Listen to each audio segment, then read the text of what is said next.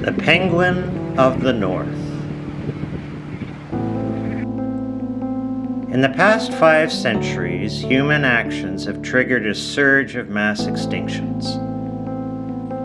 73 genera of land-dwelling vertebrates have gone extinct since 1500 AD. Birds have suffered the heaviest losses, with 44 genus extinctions, followed in order by mammals, amphibians, and reptiles.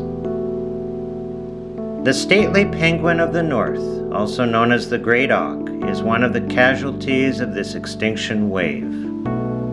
It was a flightless bird that once inhabited the shores of the North Atlantic by the millions. The wings of the great auk were specialized for flying underwater, but not on land.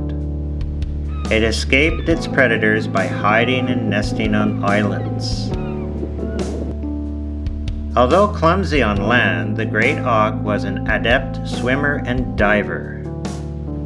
It spent most of the year at sea, diving to catch fish.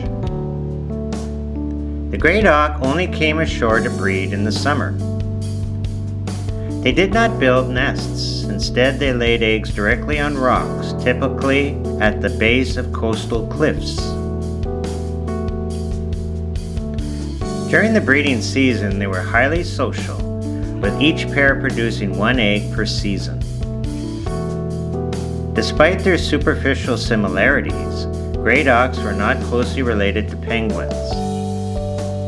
It is an interesting fact that the name penguin was originally applied to the great auk. As European seafarers ventured into the southern seas, the word became transferred to the seemingly similar birds found there. A sailor wrote that in 1718, Funk Island was so populated by great auks that a man could not go ashore upon these islands without boots, for otherwise they would spoil his legs. That they were entirely covered with these fowls, so close that a man could not put his foot between them. Humans probably began hunting the great auk on islands close to the shore in prehistoric times. As maritime technology improved, sailors went to the islands farther out to sea to hunt this bird for food, oil, feathers, and even fish bait. Their fat, eggs, and feathers were sold as commercial goods.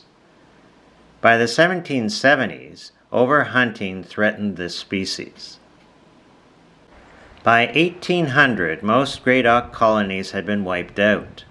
To add to the bird's extinction, one of their last breeding areas off of Iceland was a volcanic island, and it sunk beneath the sea in 1830. One story tells of residents of St. Kilda who collected a live great auk around the year 1840. It was kept alive for 3 days, but on the 4th, during a terrible storm, the sailors grew fearful and superstitious. Condemning it as a conjuring witch, they stoned the bird to death. The last known pair of great auks was killed by collectors in 1844. There is a rumor that the female had been incubating an egg, and it was crushed underfoot in the race to reach the birds. Some conservation attempts were made in order to protect this stately bird. The Nova Scotian government asked the Parliament of Great Britain to ban the killing of auks. The petition was granted. Anyone caught killing the auks for feathers or taking their eggs was to be beaten in public. However, fishermen were still allowed to kill the auks if the meat was being used as bait. Despite the penalties for killing great auks, the birds, once endangered, became valuable to collectors. A single bird would be valued to nearly a year's wage for a skilled worker. Their fate was sealed. The thought of thousands of great auks packed onto a single island is hard to imagine today. Their presence shaped local legends and inspired awe in northern coastal communities, who saw the bird as a symbol of the wild an untamable sea.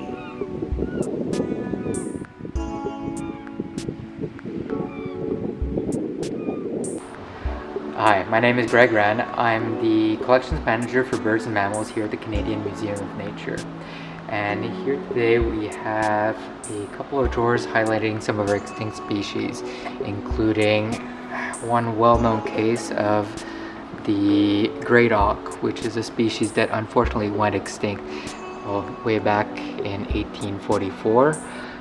Before there was any really effective legislation at protecting these, and it's one of those cautionary tales along with other species like passenger pigeons about how rapidly we can lose species that are relatively abundant. All of the bone fragments over here are from one locality in Canada, Funk Island in Newfoundland, where most of the carcasses, once the birds were captured, were processed, and so it kind of became a mass graveyard full of bones that kind of weathered away.